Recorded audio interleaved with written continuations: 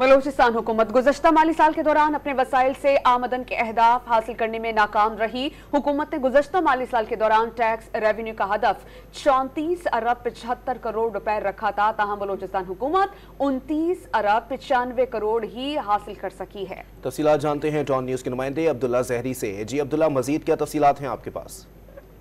जी बिल्कुल, गुज़िश्ता माली साल की हुकूमत के दौरान जैसे ही बजट का हासिल करने का मरतबा है, तो इस हवाले से बलूचिस्तान हुकूमत की जानिब से खातरफा इक़दाम ना होने के बाद 11% बजट इस्तेमाल नहीं हो सका, जबकि आदाब पर भी बेहतर अंदाज में काबू पाया नहीं जा सका।